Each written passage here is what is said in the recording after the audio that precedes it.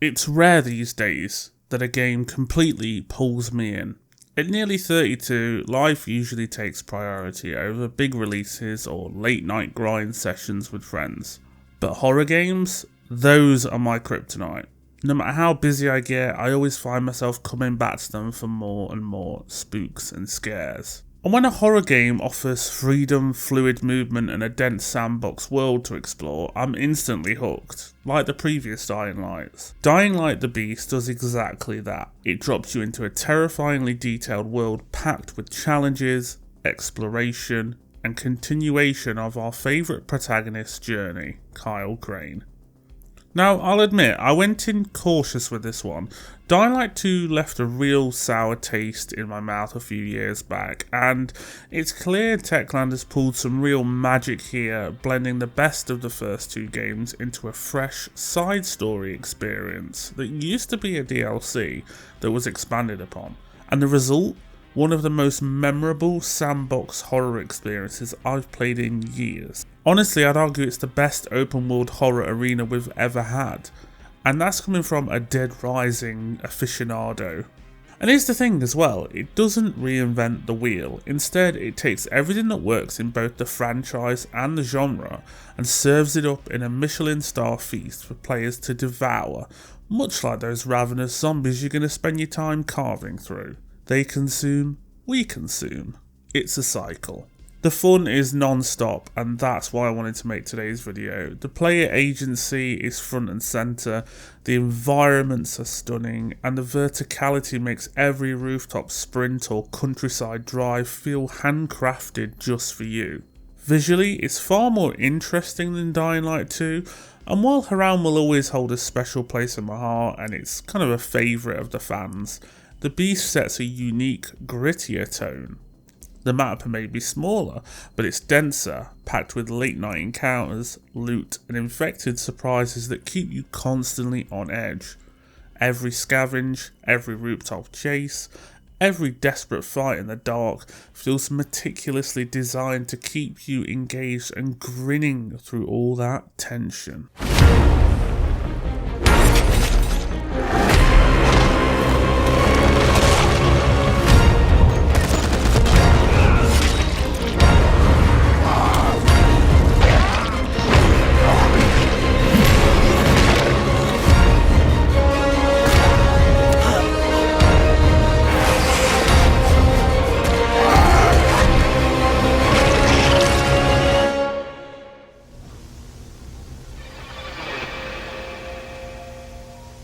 One of the first things that stood out to me, and hopefully to you, about Dying Light the Beast is how much more cinematic it feels compared to its predecessors. For the first time, we get proper third-person cutscenes and get to see that chiseled Kyle Crane in all his, masculine glory, which I'm sure a lot of people are enjoying. And they really do help bring the story to life in a way that the series hasn't really attempted before. It adds drama, it adds weight, you see his expressions, his emotions, and it lets the characters breathe beyond the normal first-person perspective. It's definitely a welcome change, an improvement, and it gets you even more connected to the characters and the experience of the narrative in between that mindless violence. Zombies go brr. What also keeps the core drive to the exploration, the free running and the zombie killing is its antagonist, what you're aiming to accomplish. The villain this time around is a classic Bond-style mastermind, arrogant, calculating and larger than life, known as the Baron. And he's an egomaniac genius who sees the virus not as a plague, but as a weapon for control and domination. On paper it might sound cliche, and I thought that at first, but in practice it fits perfectly with the world of Dying Light, especially because Crane has a deeply personal vendetta against him. After all, you've spent 13 years being tortured by this guy and his kind of, I guess, goons, for lack of a better word, and you've been experimented on, and the Baron has become the embodiment of everything Crane wants to destroy. It's a goal. And that personal connection makes the conflict hit much harder this time, in my opinion. You can understand that Haran is in the past, but Crane has moved on, and now he just wants this fucker dead. You feel this because it's a gripping introduction, something we're going to touch on now. The sequence itself at the start is pretty unforgettable. I think it's up there with some of the best ones like Wolfenstein 2 and Metal Gear Solid 5.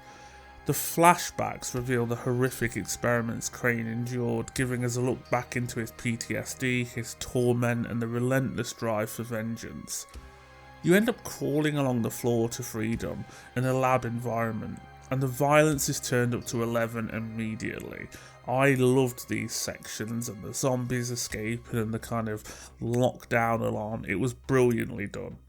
And it really does set the stage for a darker, more personal story than we've ever seen before, and I genuinely cared about what was going on from the get-go. This wasn't just another zombie romp, it felt intimate, and I found myself invested more with Crane's journey and where it was headed.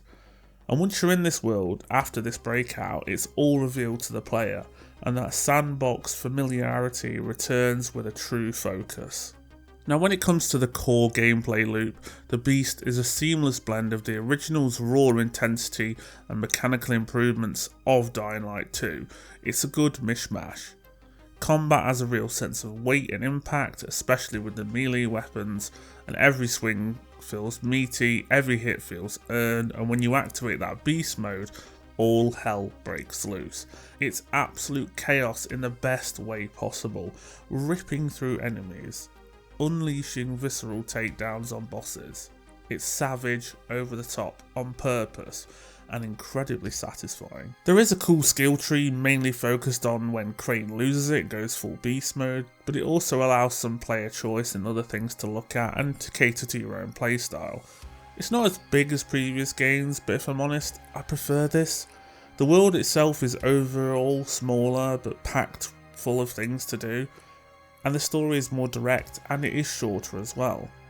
However, there is enough content, there's enough side activities and enough adventure just to enjoy it all for what it is, a smaller, more focused package.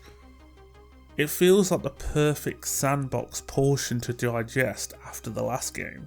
And let's not even get started on the free running, which has pretty much been great since the first game, it's just more perfected here. And that's a good thing because the location is so cool.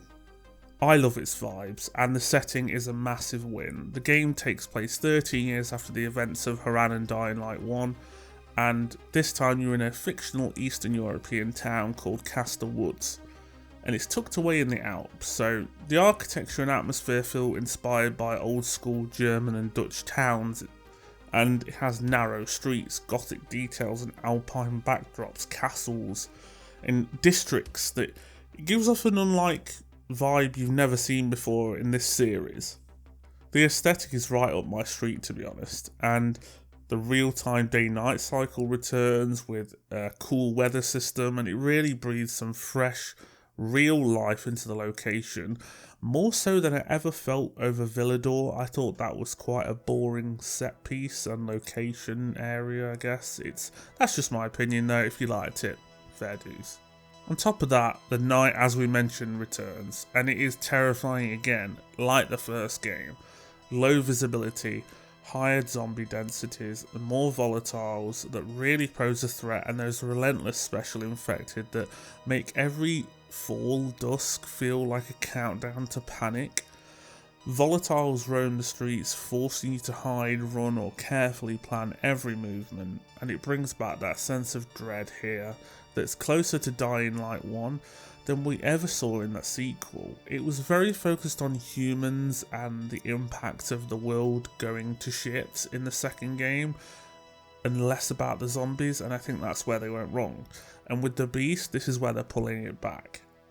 The devs have definitely learned what works and what doesn't, and it genuinely feels hostile, and it is a real challenge. I've been killed by so many of these guys. I've only killed one by accident so far. And like I said, this sandbox is just alive. Everywhere you go, something is happening, whether it's random encounters with survivors being harassed, bandits causing mischief, soldiers fighting zombies, or stumbling on an army outpost packed with loot for you to lift, or scavenging fuel before a nightfall drive. I mean, I've seen zombies just walking off buildings. I mean, they're still pretty dumb, which is fun. And I'll never forget one moment recently where I got caught out after dark going for kind of a convoy of goods. I was outnumbered, I was running low on supplies, and my car had run out of fuel. I tried to take refuge in an abandoned house, which I had to turn the power on, shut the gate, you know, you've done those kind of things before. But by the time I'd found that, like, I just got tore apart by volatiles. And these are the moments that really make you escape and get immersed into video games. The immersion is just so good here. It feels like a classic 360 era video game. It's just a video game for fun. There's no bloat, there's no grind, there's no meaningless things to do. It's just purposeful, full of agency and the things you care about as a player. It respects your time. The game also nails its progression systems. Weapons are plentiful and customizable with mods and upgrades let you craft and play how you want. It feels unique to you. Repairs are simplified this time around. Scrap makes it easier to keep your favourite gear going without the frustration of losing it too soon, which is something the sequel I really hated about it. Your weapons would break and you'd lose them way too quickly. Character customization returns as well, but I feel like it's a bit more in depth here. Rather than just outfits, you get certain loot pieces and gear scores and stuff. It's quite cool, and you can really build Crane into the survivor you want him to be. And guns return in a big way, with more plentiful ammo, and as long as you know where to loot it, or know how to craft it, or buy it, you can really savour it for when it's needed. It's a perfect balance, and there's a grenade launcher and a flamethrower, and they are absolutely insane fun, like just stupid fun. Like I said, this is a sandbox for the point of fun. And all through this, everything you're doing, it would be a disservice to not mention the music. The soundtrack here is phenomenal. It's full of remixes of the original game's themes and OST that hit you with waves of nostalgia mixed with the new pulse-pounding tracks that make every encounter feel like a zombie rave or you're being chased through the night.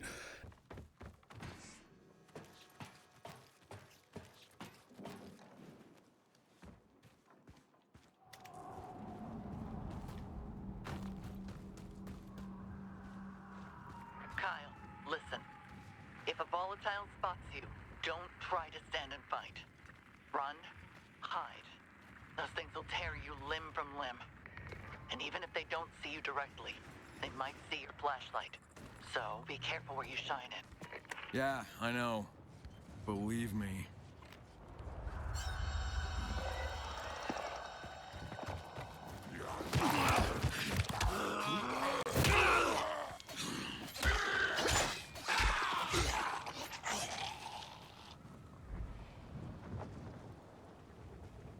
It's Goosebumps material, and it elevates that atmosphere to another level entirely.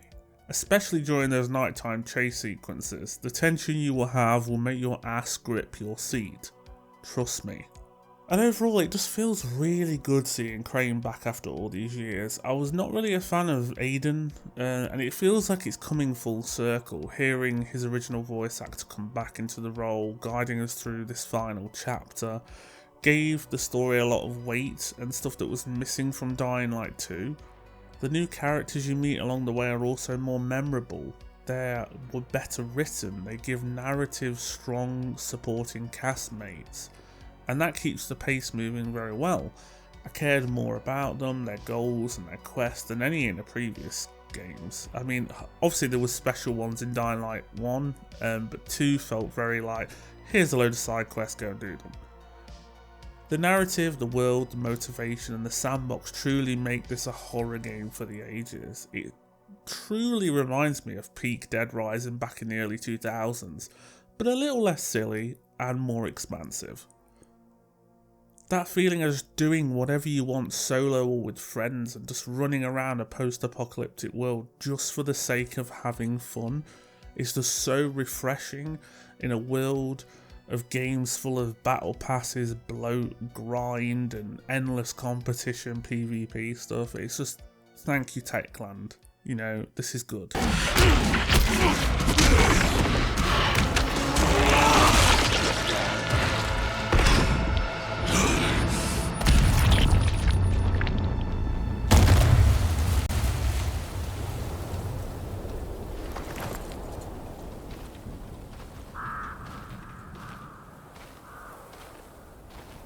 All of these things add up to something special, and Dying Light the Beast isn't just a return to form, it's the next stage of Techland's undead evolution, shall we call it. A personal, cinematic, blood-pumping horror sandbox that proves this franchise still knows how to sink its claws into you and not let go. While there may have been some mistakes and stumbles with the second, we're back. And it's not just about fighting zombies, it's about surviving in a world that feels alive, unpredictable, and downright terrifying. It's about your experience and playing with friends and what you get out of it. And this is what really makes a sandbox special. This is what I think a lot of games have forgot in recent years. Open world isn't a load of tasks to do, it's a playground. Give us something to play in and have fun in, and then flesh it out.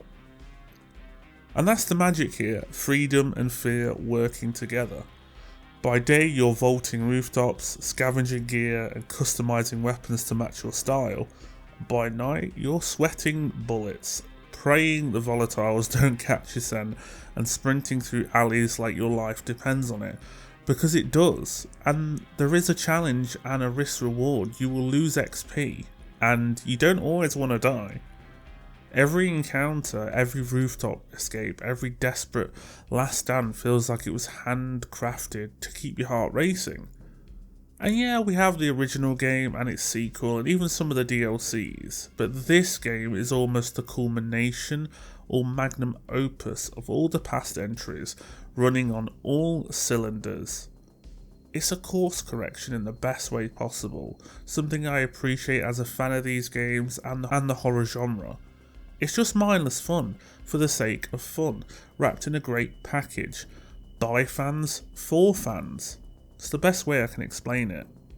Now, I don't want you to think of this video as giving a numbered review. It's not a review, we're just talking about a game, because I've really enjoyed my time with it. And this is me saying the game is cool, it's memorable, and it's fun as hell. Go enjoy it. Innovation definitely has its place, and this game has innovative moments, but sometimes the smartest move is just making a game that feels right for the fans, and the Beast nails that balance. It blends nostalgia with fresh ideas, and the result is a sandbox horror experience that's as thrilling as it is terrifying. And in my humble opinion, one of, if not the best open world with zombies we've ever had.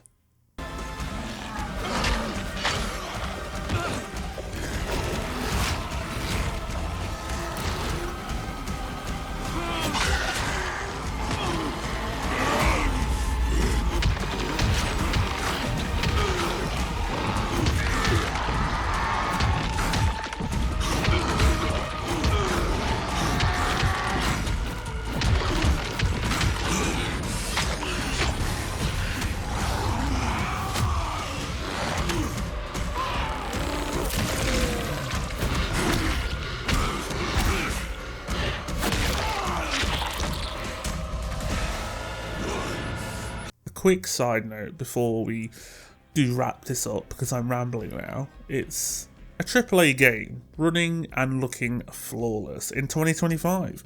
That is a fucking miracle. Something that really shocked me, given that most of the games these days are having issues and there's a lot going on under the Beast's hood. So well done technically to the team on this. Clearly the devs worked hard on getting this right, and that delay must have helped. Techland has officially kicked the franchise back into high gear with this one, and I can't wait to see how they support this monster going forward, because it was a DLC expanded upon. So will we get DLC? Are we going to have more events? I mean, they're pretty good at supporting the other games, and because honestly, surviving the night has never felt this good. Dying Light the Beast is brutal, chaotic, and unforgettable. A true horror playground where the only rule is to run, fight, survive, and maybe, just maybe, enjoy the chaos along the way.